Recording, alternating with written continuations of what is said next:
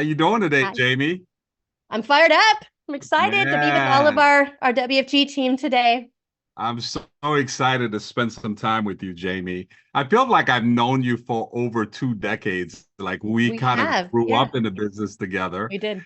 and just wanna talk about you for a minute. So you were born in rural Montana, and you're the oldest of six kids. Yeah, I was actually born in California, and right when I was a baby, they moved to Montana. Oh, got it. Oldest of six kids. So you're like big sis, huh? You're like the oldest sister. Yeah, I was like And another Pat, mom in the house. oh, is that right? And past career, you were a manager at Bally's at Total Fitness. And I didn't know this about you that you hit six figures in WFG at 30 years old. That must have been like what, 3, 4 years ago, huh?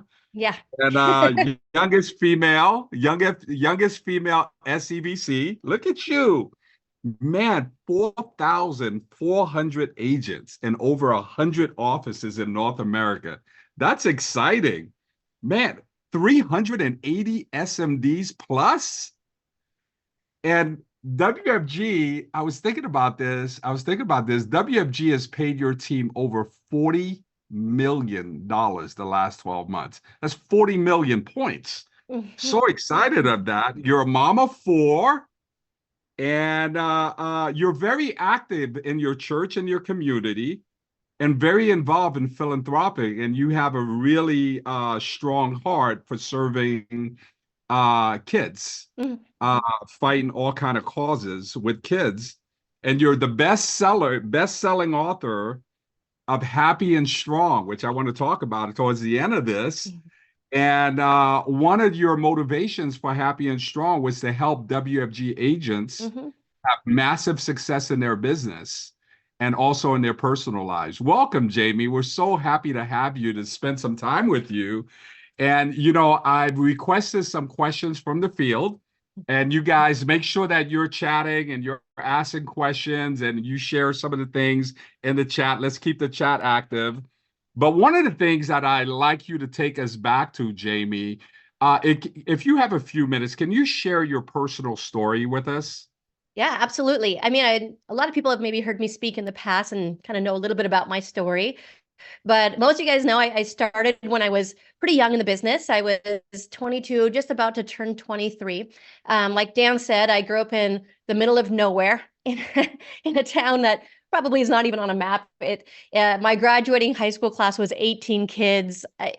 Tiny little town. I think the population was 250 or something like that. It was crazy. So, in that town, there's not a lot of big dreams. There's not a lot of um, you know, opportunity. And I grew up very poor. And like Dan said, I'm the oldest of six kids, and there was a big age gap between me and the middle kids. So I was kind of like a mom in the house. And we grew up on food stamps, on welfare, on government help. And we lived in. Let me show you if I can pull up a picture here.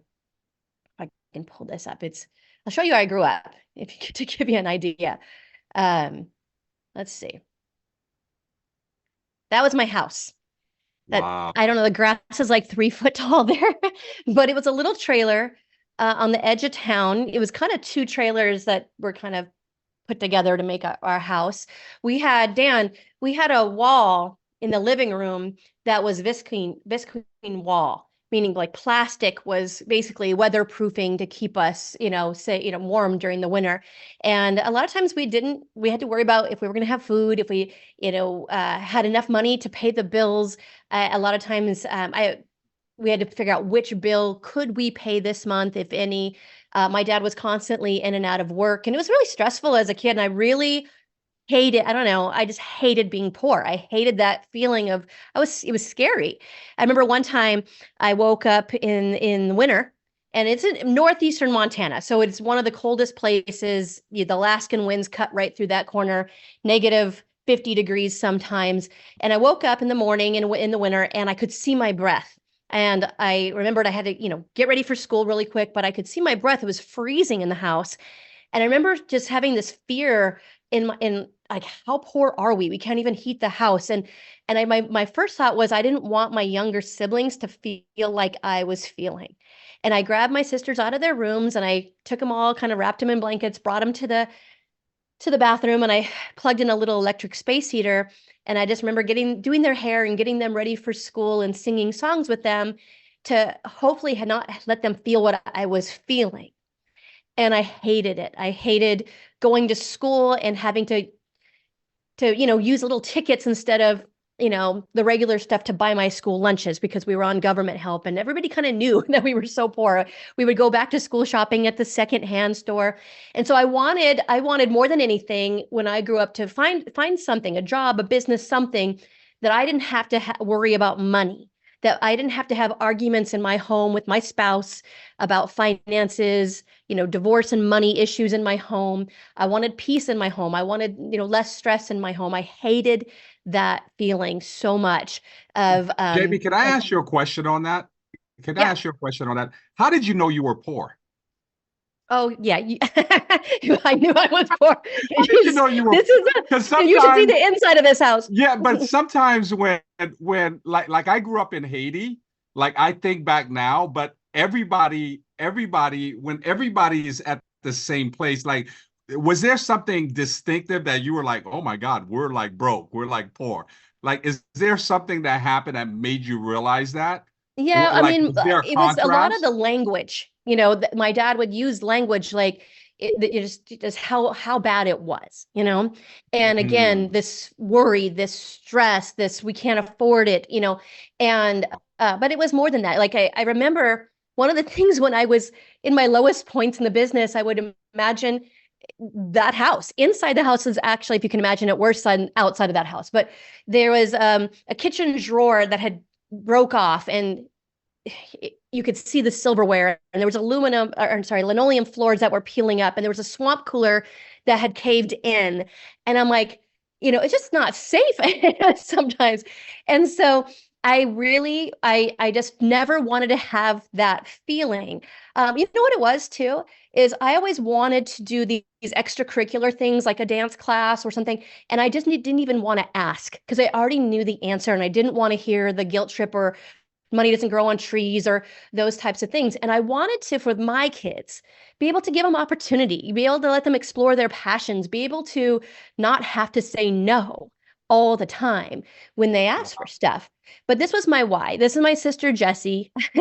I was the oldest of six, but these middle girls, Jessica and Danica, they were very close in age, and she was like kind of my baby too. And I remember leaving after high school to come to California to find a job, find a business, to be able to support my family back home. And I wanted to have a better life for them. They were really digging through couch cushions to find change to buy milk for the twin babies that were born at the time. My stepmom had become very, very, very ill and was on tons of medication. I think she's had about 50 different surgeries at this point. And I just wanted to show these girls that it doesn't matter where we came from, it doesn't matter what we've been through. All that matters is where you want to go and what you want to build with your life. So they became a very big why for me. And then I got started in WFG. That was me in the beginning, trying to speak Wow. on stage. Jamie, uh, uh, first of all, wow, that's like incredible, right? I was talking yesterday. I was talking about there's two types of training. There's a drill for will and a drill for skill, Yeah. right? So you come back to LA, right? And Yep. now you're working at Bally's, Yeah. right? When I first got So here, I was just anywhere I could walk to that would hire me. I worked at Blockbuster Video and the 99-cent store to save enough money to buy, it was like an 89 Dodge Daytona. It was the ugliest little brown car. It had primer all over it. There was like, I think, gunshots on the side door. But I went and bought myself a used car. And that's how I was able to get around and finally got the job at Bally's. But that was my start. And wow. So started working so at so Bally you're Total Fitness in Chatsworth. you're at Bally's. You're at Bally's, and I know you were working hard at Bally's. So what was the initial conversation at Bally's? To invite me to WFG? Yes. Like, what was that like? Yeah. Well, I had been there 4.5 years, and ballets I thought would be a fun job while I was paying my way through college, but it was a very high pressure, salesy environment and very long hours. Most days it was 6, 7 days a week sometimes, but usually 6 days, 11-hour days. And so I couldn't finish going to college. And after about 4.5 years there, I had kind of worked my way up. I was young. I was making about $70,000 a year, working my tail off. But what happened was I hit an income ceiling and I couldn't make much more. Couldn't work any more hours. I was making more than my supervisors that had been there 14 years. And so I started getting dissatisfied.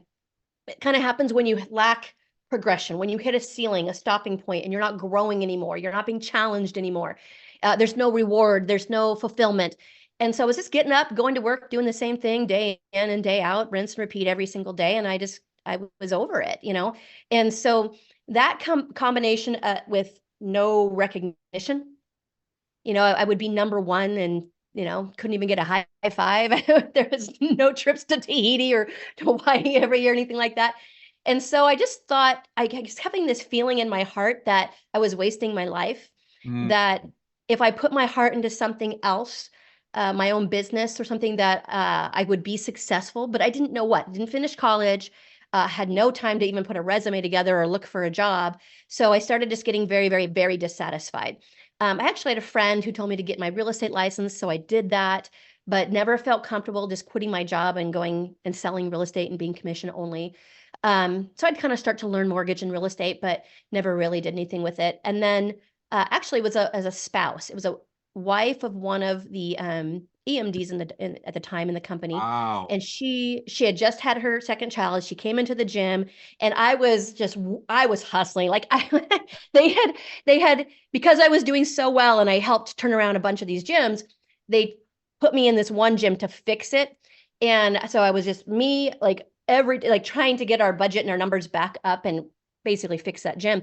So I was working my tail off. She walks in at the right time, and I'm trying to sign her up on a membership, right? trying to hit my quotas.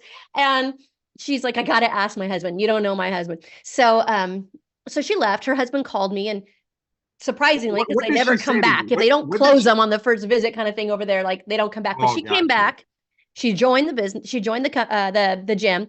And as I signed her up, she's like, you're so good with people. You should think about, doing something else. Have you ever thought about maybe having your own business? And I'm like, yes, I think about it all the time. And I'm trying to learn more, and I'm trying to do all this stuff. And so I had no idea what she did. But I said, well, what is it? She said, it's securities. And I again had no clue what that was, but I was so hungry for change that I said, when can I meet your husband? And she invited me to a Saturday morning, a corporate overview. And man, I was so fired up. Like, if half the stuff that they're saying is true, this is a dream business, and I am all in. So I was fired up at that BPM. Wow, wow, that's exciting. So, I take away from that you had a level of you were Oh extremely gosh, you have no idea. dissatisfied. Wow, wow, that's awesome. So, your first couple of years, so I got a couple of questions here from the field. One of the questions that the field wanted to know is what kept you active and excited even when you weren't making it in those early stages? Yeah. Well, I think for me anyways, but I heard Art Williams say this. He said, the first 18 months, everything you touch turns to crap. And that was my experience too. So, I would invite like people, and no one would show. And it was hard. Back then we only had we didn't have Zooms. We had these live BPMs twice a week, corporate overviews, and we'd have to invite people. And I'll just tell you, we didn't have scripts. I was told, invite people, don't tell them anything. I'm like, well, I can't just not tell them anything. They're like, oh, you're going to screw it up. You're going to have some hour disaster. Get them down here and let someone else do the talking. I'm like, ah. So, I would invite people, and honestly, I didn't know anybody. I had a few people I knew from the gym. They were all like 19-year-olds, and I had no market. I think my first list I came up with was like 8 people, and I looked like I was 12. I had no leadership or management or, successful background. So I had no credibility. It was really rough. But the main thing was the time at my job. I had no time. I was working every day. I couldn't come to trainings. There was no Zooms I could plug into. Um, and I couldn't get licensed because back then you needed 2 securities licenses and a life license before you could make money. And the life license was a 2-week class, 8 to 5, and I couldn't do it. And I was like, well, I'll never be able to make it here unless I quit my job. So my first, it was a little bit of a struggle because I quit my job based on faith, went all in and went full time before I'd ever seen a paycheck or even got, any type of results. So I quit my job so that I could get licensed. And so gave my 2-week notice, went full time, and basically it went like this. I was the first one in the office and going to my classes to pass my test, but more importantly, I wanted to be around leaders. And so I started to devour books, audio books. Like I would listen to books every single week. I would be reading at least 4 books a month, trying to become, oh gosh, someone that could attract wealth, that could become successful, that someone would listen to. I studied read every book that Ed Milet recommended.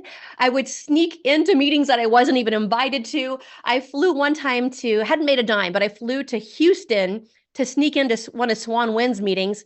I was not even invited to. I got kicked out, flew all the way to Houston for that one. I would drive at 5 a.m. to Ed Milet's full-timers meetings and get there before anyone else so I could sneak in, so, but Wow. that was, and so we went to, I don't know how, I went to every single big event, but like Vegas, Tampa, I even went to the Hawaii trip when I wasn't even licensed. I went to everything, putting it on my credit card because I had no money, and just investing in myself as much as I could. If Ed said, go to a Tony Robbins thing, then I would go to the Tony Robbins things or the closers college, whatever it was. And someone told me like, oh, Jamie, you're getting brainwashed. I'm like, well, I sure hope so, because this brain is programmed for poverty and I need as much of the washing as I can. So I just started working on me. I felt like the beginning was I had to build me first. And Wow. so even though I wasn't making any money, I would, like I said, I was really hungry for events, for leadership. If there was a leader going to another office, I like, hey, can I drive you? Can I ask you questions on the way? Just being a student, a sponge, I guess. And everyone in my family thought I was crazy because I wasn't making money for so long. It took about 9 months before you could pass all those tests. So 9 months of basically living on credit card. Wow. And you were single at that time, right? You were single at that Yeah. time. How did you meet your husband, Sean? How did you guys connect? Like So like we met at a training on a Tuesday night in the office. We were the only 2 like young people in the office. Maybe there was like one other person, and we were fighting for the front row. We wanted to have that front row seats. So we always got to sit next to each other, and then we started competing, and we were, in elite circle classes, and I was trying to be number one and he was trying to be number one, and we became great friends first. And I remember looking over at his notes and it would say beat Jamie, right? That was like his goals and stuff. But he was pretty cute. He would say, oh, because he was started like maybe like a couple months before me, and he's like, hey, I'm really good at prospecting. I was terrible at prospecting. I was totally afraid to talk to strangers or try to ask for numbers. I was terrible at it. So he would say, hey, you want to go with me prospecting? And I'll give you half the names and I'll teach you. I'm like, yeah, that sounds awesome. So we would hang out. We would go to the mall and shop for different things or whatever. It was just a lot of learning in the beginning. It was a struggle. I remember leaving trainings sometimes on Tuesday night and having to walk down the street because I didn't want to park where we'd have to pay for parking and have to walk pretty far in the dark. And I just remember thinking, am I ever going to make any money? This is not wow. working. This has been 6 months. This has been 8 months. And there's people that have been here 2 months that are getting their promotion and I still suck, right? And I was like, always, it seemed like during that time I was always frustrated. But I was also excited because for the first time in a long time in my life, I was learning, I was growing, I was around bigger thinking people, visionaries. I was, again, that student that was like learning leadership and self-development. And I just felt so good about where I was going. Wow, wow, wow. And Jamie, so why did you plant your flag here with WFG? Like what was when did it actually hit you? Like, when we talk about the business goes from your head to your heart, Yeah. and you just plant your flag. I think one of the things coming from a military background, we used to say there's a lot of people in the Marine Corps, Yeah. and then there are Marines. It's a Yeah. totally different things, right? Right. So when I think of, there's a lot of people in WFG, and there's people that WFG is not who they are. It's not what they do, it's who they are. Yeah. So I've always seen you as an ambassador for the company. Yeah. So like, when did you actually plant your flag and that went from your head to your heart? It was early in the business. It was really early. Again, I hadn't made a lot of money or anything, but I went in the field. And the first time I went in the field, I just remember thinking, wow, that was in 45 minutes, we just completely changed this family's life. And the guy took home like in a night what I was taking home in a month, right? So it sold me this dream of like, yes, I can do it. There's money to be made. But I fell in love with how simple it was to help a family. And every time I thought, how come no one ever showed my family this? How come my sisters are still freaking digging through couch cushions for change? How come no one knocked on my family's door? How they don't care about my family?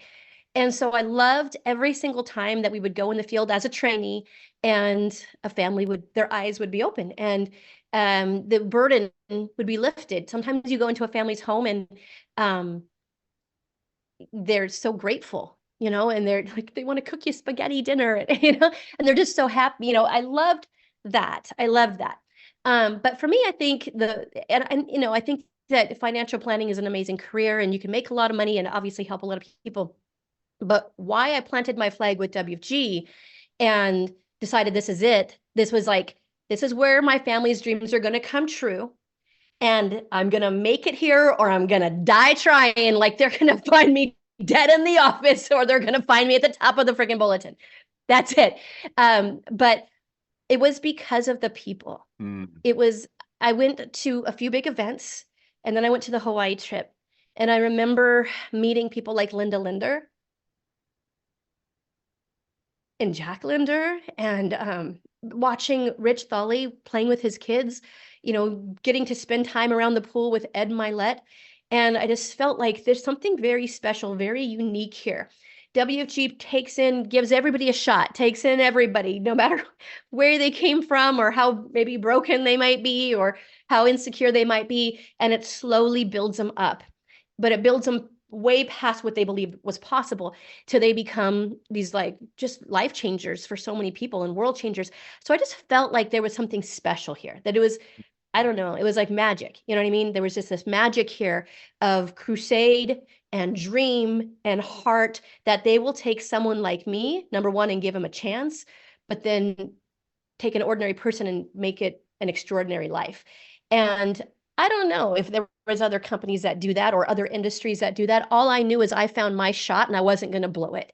And so I decided that one thing, someone asked me early on, what would it take for you to quit? Write all the reasons down. What if your upline quits? What if your entire downline quits? What if your biggest guy quits? What if you got a giant chargeback? What if, whatever. It was all these crazy things. And I, at the end of it, decided I'm never going to quit. Never, never, no matter what. And once I made up my mind that I wasn't going to quit, that this is where, like, I'm going to put the blinders on, that I'm not going to look at, is the grass greener or be swayed in any way. This was it. And once I planted my flag, this business became so much easier. It was kind of like, I compared it to like when you get married, right? When you get married, you're making a commitment. Once you get married, you don't like, oh, he's kind of cute. Maybe I'll give that a shot too. No, maybe I'll try this out. No, it's just like that door shuts and now you're committed. And that is how it was with WFG. Like, this is it. Like, this is where my family's going to get set for life. And it's always delivered. They've never bounced a check. They've never not delivered on a promise that they made us. They just keep producing amazing, life-changing leaders, and Oh. it's always been, to me, I don't know. I guess because of that, I don't see any of the negative stuff ever. And I just always kind of look towards the positive WFT. And I've always had this very, very grateful. I'm like very grateful, but I guess it was the environment, the people more than anything else. Wow. Wow. Okay, so you've made a decision, you've started making money, and so you're building your business now, right? Yeah. So what were some of the biggest contributions to your success in building teams, and what mistakes did you avoid? Well, I don't know. Well, first of all, I'll say mistakes. Make the mistakes. Like I don't know which ones I avoided. I think I made all of them. But one mistake that I would say for you to avoid in building people is to not ignore issues of character. You know what I'm saying? Like we are people builders, we are leaders builders, we are team builders. And in that, we're looking for hungry people. So many people say, well, I only want high identity, or I want this, or you have no idea who your studs are going to be. Look at me, right? Look at Dan. Like, so I just say, bring them all in. But here, if they have issues of character, don't ignore those things. Sometimes you'll have someone who's a big producer, or they're just all of a sudden recruiting all these people. Chances are there might be something going on there. And sometimes, people will, well, he's my cash cow. We've never done that. We've always tried to build our business with a mindset of like, we want it to be built to last. We want to have a long-term success that just keeps compounding, keeps growing, and keeps producing generational wealth for my family. But as we started growing, and we planted our flag, we made that decision. Obviously, our main focus always has been recruiting from every market, from every background, and giving people a shot. But what we really started to focus on was building a system. And I remember at that time, even as a senior associate, thinking CEO. For some reason, I thought CEO is where I wanted to get. It wasn't even SMD; it was CEO. And I thought that was like, well, that's where you want to start, kind of thing. And to do so, I need a big team. And to have a big team, you got to find leaders, and then leaders will find teams, right? So build leaders, teams will come was kind of the philosophy. So I had to put a lot of systems in place. And my mindset was become a system master. No market, no background, no particular, skills that I was good at. So I was told by Monty Home that the system is the great equalizer. Doesn't matter if you're black, white, male, female, speak great English, don't speak great English. It doesn't matter. Okay. If you have a solid system, leaders will come, teams will come. So I started to basically think like, okay, I got to master this system, every step of the system. And we systematized everything from licensing to tracking the business and admin of the business and compliance of the business and recruiting and training and everything. So once we had a system in place, we just started pouring on the volume of recruiting, really focusing on recruiting. Recruiting was the highest thing that we recognized for, licensing and recruiting was the highest thing that, like, yes, we got a big sale, no big deal. Wow, you got 10 recruits in a month? You're a stud, right? Like we really tried to put the most emphasis on growth and volume, right? That's the only way to grow a company is to recruit. Production, you don't grow. Production makes money. But when you have a system in place, recruiting equals production. So we started to build this machine where it's super predictable. Like if we got this many recruits, we got this many points, we got this many licenses, just became a machine.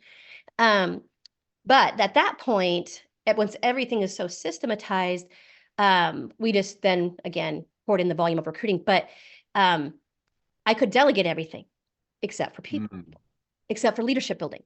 So everything was delegated or run by my system. So as new people would come in, even if they never spoke to me, our system was so solid and our environment was so good and so hot that even if they never were trained directly by me, they still had a chance to win at the highest levels. Does that make sense? Because it was so turnkey. So systematize big events. I think, remember, like I said, CEO is the goal. I always kind of thought, if I want to be a CEO, I have to start acting like a CEO. So even at a very I guess, small level in the business, I was running my own events, calls, contests, investing into my people, at, doing what I saw the top CEOs do.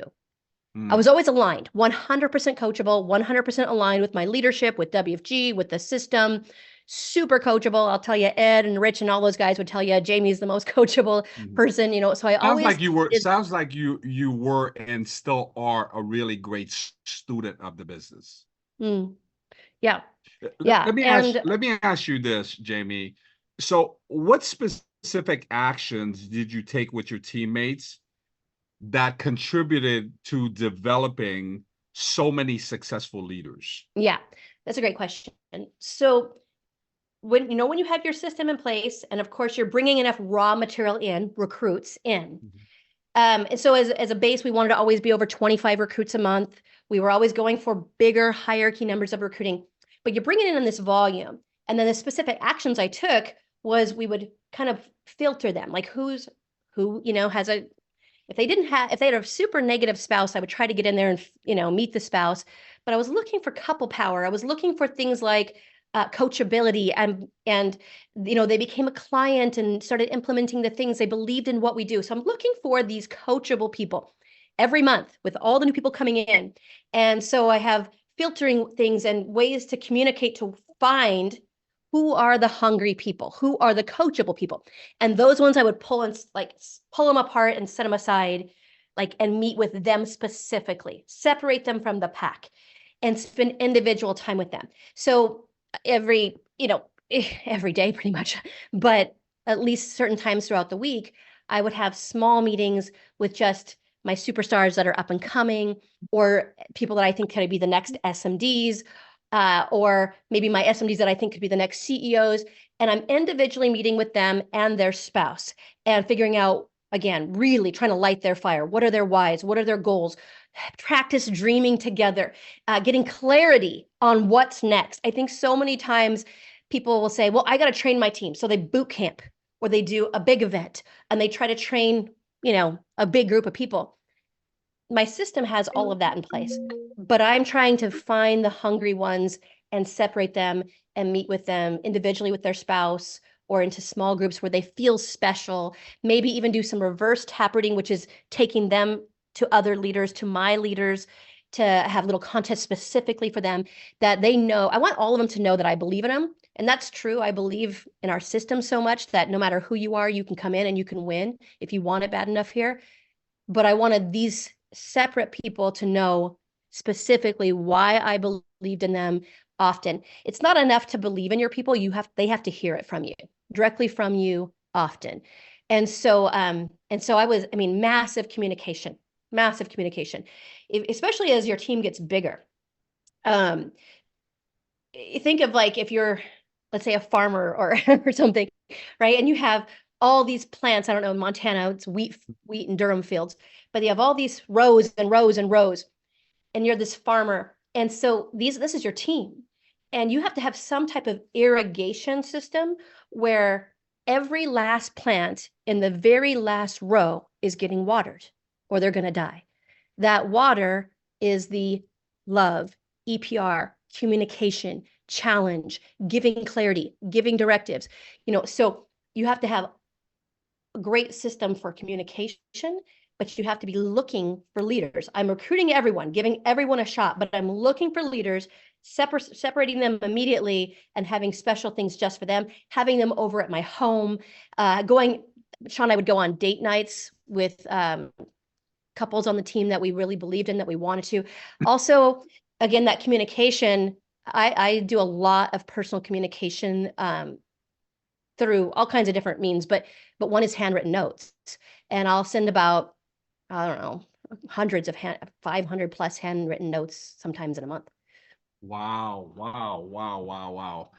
Man, that sounds like a lot. I remember early in the business when Marlette would go over all of this kind of stuff with me. And I remember thinking to my God, man, that sounds like so much, right? And then he said, well, we'll pay you 40, 50,000 a month to do it. I was like, I can do it.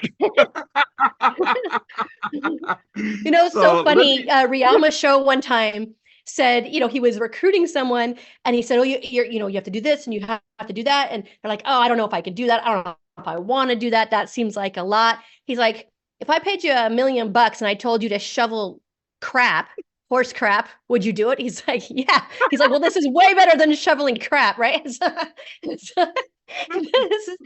is so much fun too. I love what we do. That's so awesome.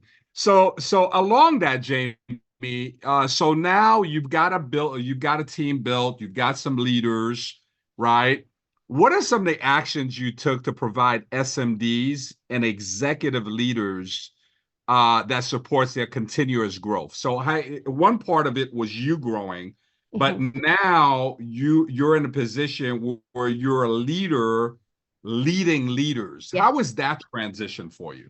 Yeah. Well, I mean, they say in the business you have your survival phase, that first everything turns to crap, and then you have your building phase. That building phase, you're grinding, man. You're just grind it out and love it and just keep pouring and pouring and pouring and pouring, and people are quitting and then something finally happens, right?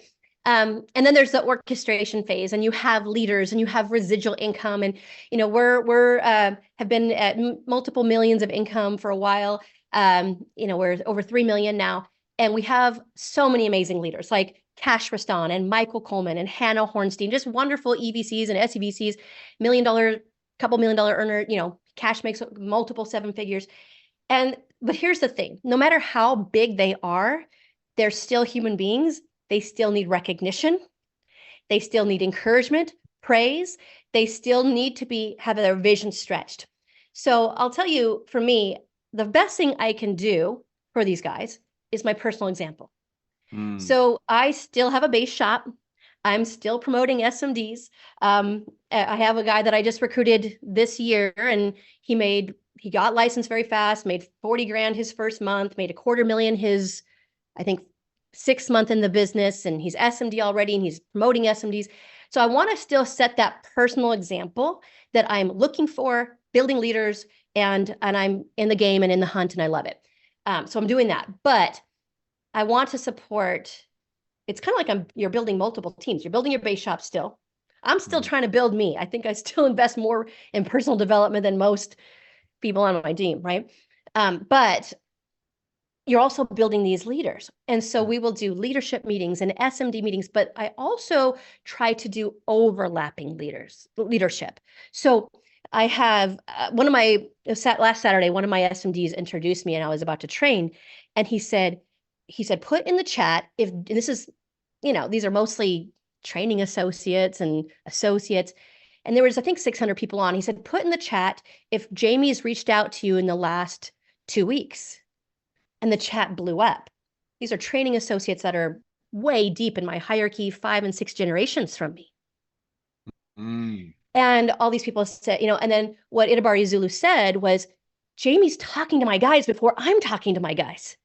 He just promoted an SMD who 90 days ago, she was going to quit. And I had just happened to call her, talk about her marriage, talk about these different things. And now she's hitting SMD 3 months later. Oh. So in the hierarchy, in the team, you don't know where your studs are. I have a guy that's 5 generations deep from me named Andre Genovese, $500,000 earner, about to hit CEO here in the next probably 30 days. And he's a stud, right? So I do a lot to try to go deep to find who are the next leaders, who wants it the most, who's that Jaime V that just came aboard, or that Dan Charlier that just came aboard somewhere in my company that is going to be my next 7-figure earner. And then again, what? One-on-one personal time, coaching, talking to them, getting to know them, getting to know their spouse, getting to know their dreams, getting to know their whys, helping them develop clarity, helping them to get that dream and why to become white hot burning desire and the exact plan of how to make it happen. So yeah, I mean, then I also do a lot of just overlapping support where those handwritten notes or those calls are for, let's say it's on Johanna Mockett's team, one of her new up and coming essays, where I will then go in and just EPR that person, praise that person. Of course, we're still doing lots of big events. I love live events. Zoom's great for speed and expansion, but I love getting together with the team. We do retreats at my house. I travel a lot. I'm in the middle of the country now, so I go to Florida to have a big team there, New York, California. I'm traveling all the time and getting out to the team. Wow, wow, wow, wow, wow, wow. So Jamie, what keeps you still focused so much on WFG and in the game? I mean, you just sound like you're in the game. You sound like you're having fun in the business. Like what drives you at this point? Yeah. Well, I mean, I love it. And I love the people. I love the people. I'm going to show you a picture. I'm going to show you a picture of this. Um, that was when I was a training associate. That's Sean and I. We got married on the company Hawaii trip. Yeah, I remember. That was our first convention. But this picture, I don't know if you can see it. This is at a convention. Monty Home is over here reading names. We had just walked across the stage. We're walking down. This is back. We couldn't afford. Sean has his gigantic tux that he rented. Oh, what happened to the picture? Oh, there we go. There we go. But there's Swan Win. Look how young he looks. But look right here, that picture. Can you see Linda Linder's face? It's kind of cut off a little bit. I see it. Yeah, that right there. I remember how much she cared about me and how much like Linda and Jack did not need to be in the game. And Rich and Cindy did not need to be in the game. They were making millions of dollars, but they loved us and they cared about us and they wanted us to be where they were at. And they wanted us to have the happiness that they got to enjoy from WFG and the lifestyle and the trips. And so I just believe that you have to earn your override. Nothing freaking annoys me more than leaders that are retired in WFG and just living off of their overrides. Man, your people got you there. No one gets there by themselves. It's their team. And so when you get there, you're supposed to help everyone else get there. Right?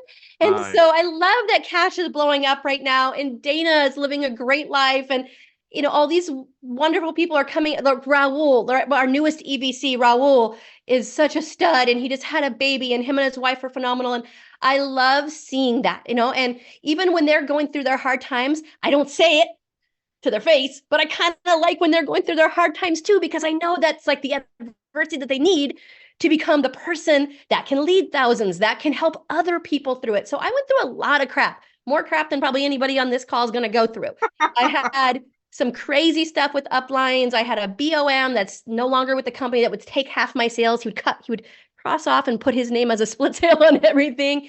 It's so much stuff, right? The day that Sean proposed, we had an emergency meeting because one of the guys in the office had stole the office rent and we were getting evicted. So I had to go get my own office on a credit card. It was just so much stuff.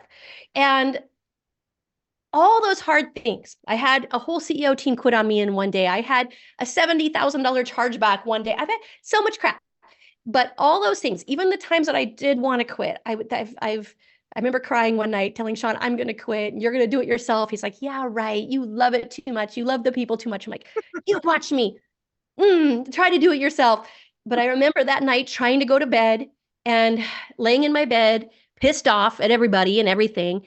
And my business plan, and for some weird reason, in Monty Holmes' voice, my business plan that I had read every morning and every night for months started playing in my mind.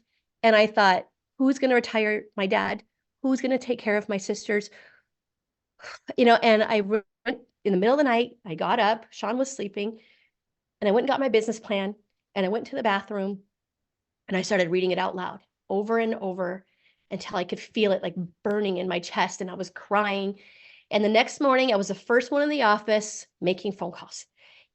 So that's how I kept myself in the business. I kept focused on why I was doing it, and all the how came. We have enough leadership in our company that was giving us instruction constantly. We just got to listen to them. We got to do it, right?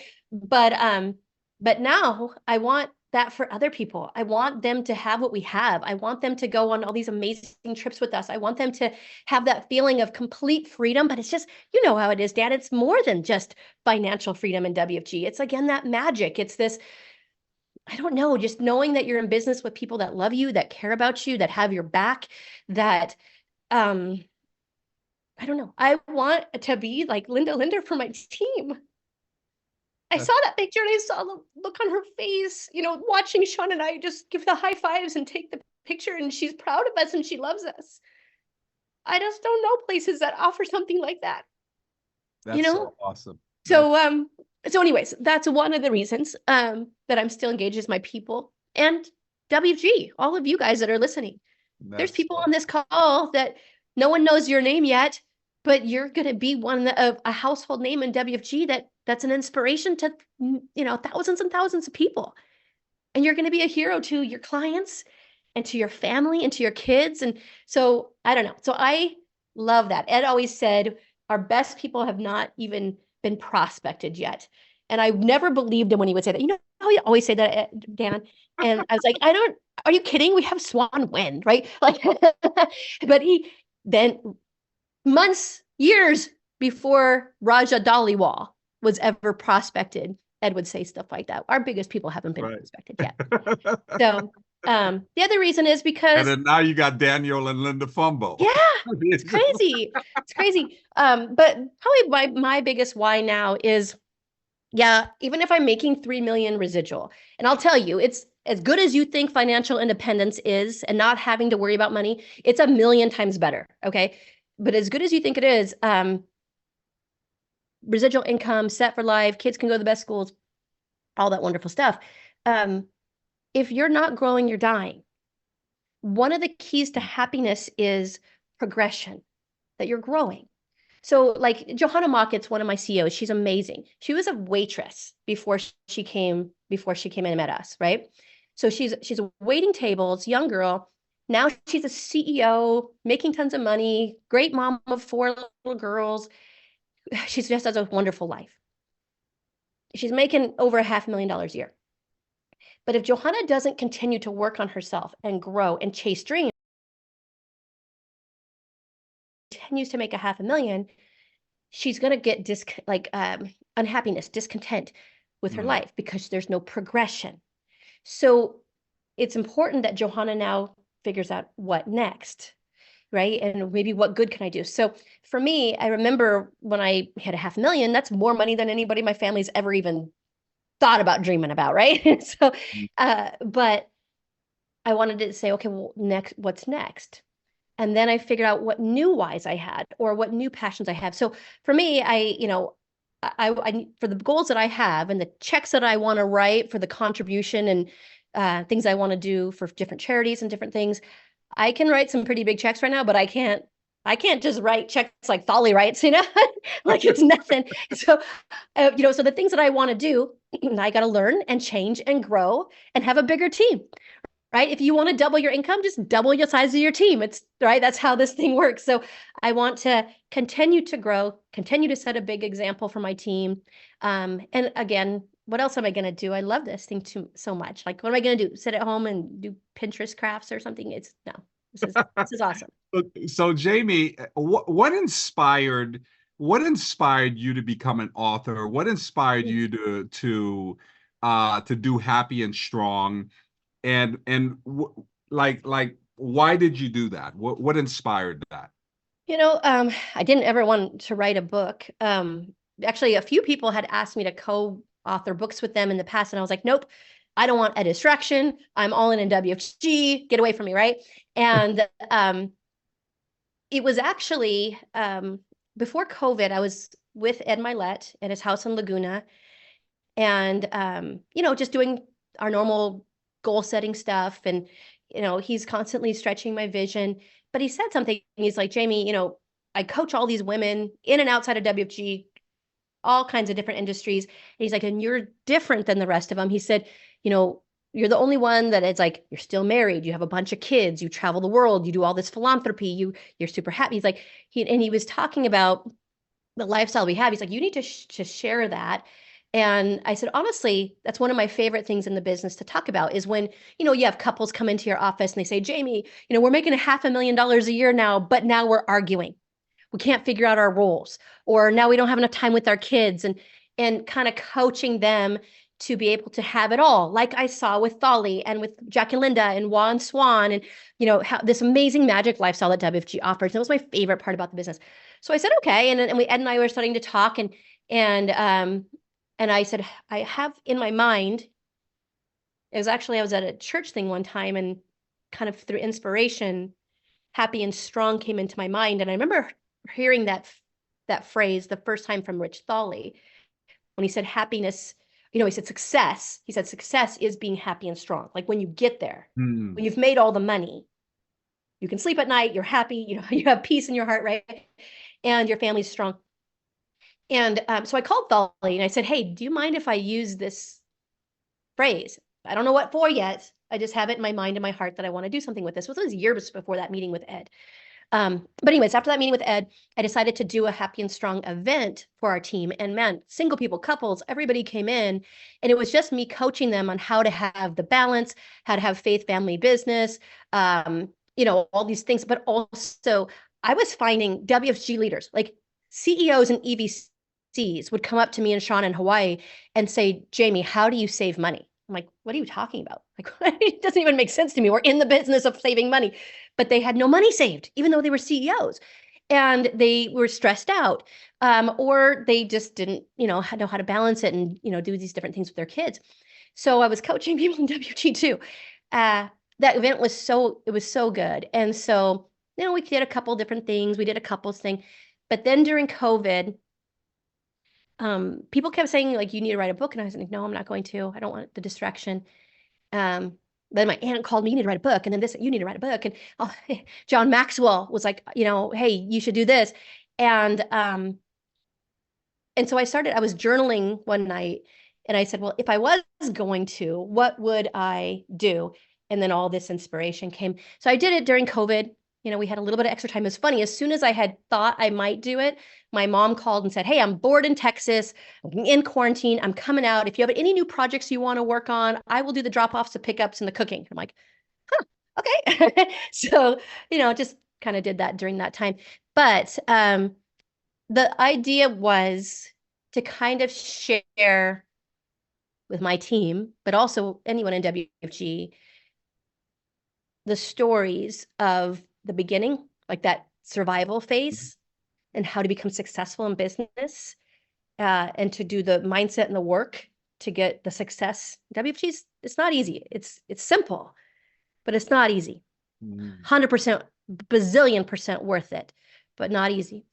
The middle of the book is kind of like transitioning of turning yourself into a leader and developing leaders.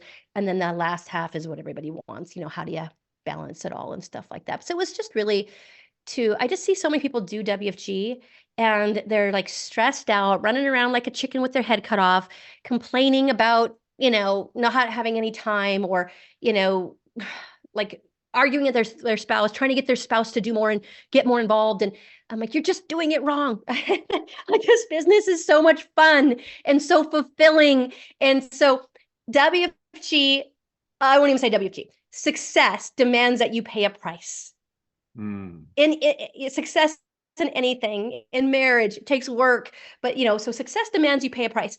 But that price is not your marriage, it's not your kids, it's not your family, it's not your faith, it's none of those things.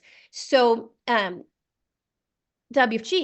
and part of the magic of it is it enhances your marriage, makes it better, makes it bigger, right? And same thing with your relationships.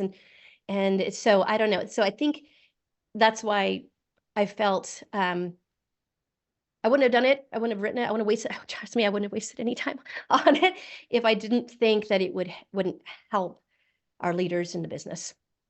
Wow, wow, wow, wow. Thank you for sharing that. So last 4 minutes, Jamie, my last question for you, and we've got 4 minutes. So if you could go back, you see this right here, right? Remember, Monty used to always have one of these. The binoculars and the periscope. Yeah, Yeah. right.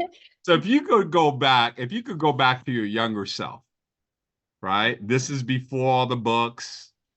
This is before all the sneaking in the meetings, and you're just starting at WFG. Yeah. And you can go back to that young Jamie before you met Sean, and you could tell that young Jamie one thing, what would it be? Oh man, probably just to stop doubting it all. So Mm, I doubted everything. You know what I mean? Like the system, the products, even in the beginning, the leaders. I was like, are they saying that stuff is true? Like, is this stuff even true? You know, but more than anything, I doubted myself. mm, You know, I wish I was naive enough to like make myself believe and do the things that they were telling me to do. And I would get enough success from it that I would just keep doing the next step, the next step. And sometimes it was just so hard. But, you know, I think in the beginning, you're just trying to do the things that they say to do on these training calls that you're on, right? And you're doubting, I don't know, for me, just about everything, that I could make money even. Everything just seemed so much harder than now looking back, you're like, oh my gosh, it's not that hard, right? But when you hit S&D, you're like, oh my gosh, why didn't I do this sooner? Right? It's not as big, just making a decision and just doing the work. But in the beginning, it's like you're holding people, just trying to get people and hold people. And don't quit. Just come to the meeting. Just turn your camera on, right? Then you get to a point in that building phase, you're trying to hold a system, mm, create this system, this machine, and hold the system. And then you get to that, you called it orchestration phase, or when you have a big team, and again, money's just coming every cycle, every 2 weeks, big checks, you know. But at that point, what you're trying to hold then is the vision. mm, So the biggest thing that I can try to do now is keep stretching my own vision and then keep casting a vision for the team. You know, the leader needs to provide the vision.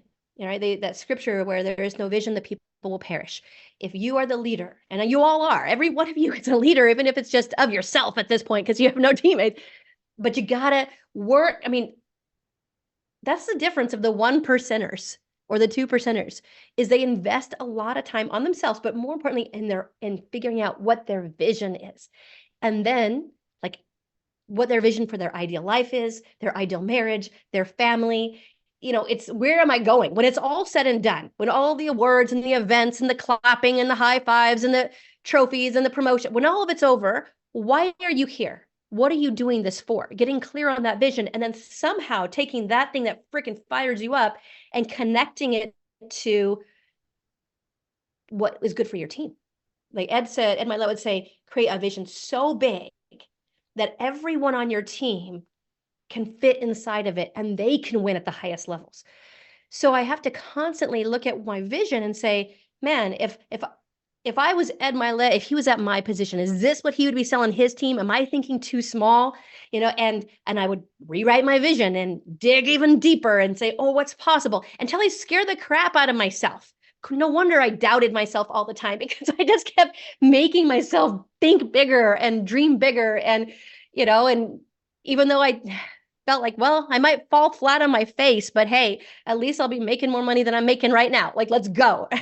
and and then, you know, I just, as soon as I would get like a little vision or a little idea, I would just implement, ready or not, plan or not, just go. And when I would stumble, I would just, I'll just tell you guys, reach out to your leaders. Reach out. mm, There's so many people willing to help you. Every time I stumbled, every time I was unclear, every time I doubted. I remember one time I was so frustrated. I just reached out to Monty and I'm like, hey, Monty, you know, just needed that vision stretching. Um, you're not in it alone. That's another magic part about WFG. There's always, I'll help you. Dan will help you. So, I mean, even if you're not on our team, we'll help you. So you don't have to sit there frustrated and doubting. Like you can reach out to so many people, but um, it's okay to be down. It's okay to be frustrated. That's what I would tell myself. And I would tell all of you, it's okay to be hurting. It's okay that you're stagnant even a little bit. It's okay to be down and hurting and frustrated. And it's okay to even want to quit. It's just not okay to quit. Just keep working on you. Just keep making the phone calls. Just keep doing the things that your leaders are telling you to do and keep getting better. And that message is for even the CEOs, the EVCs, the 100,000, the $1 million plus earners. Keep getting better, you know, because there's someone that their whole life is going to change. Their whole family tree is going to change because you didn't quit and you just kept growing. Well, Jamie, thank you. Wow, you said a lot in 1 hour. Man, thank you so much, Jamie. We appreciate you. And we look forward to seeing you at convention, Yes. 2024 convention. Thank you. And that's it for our webinar today. Appreciate you guys and see you guys at the top.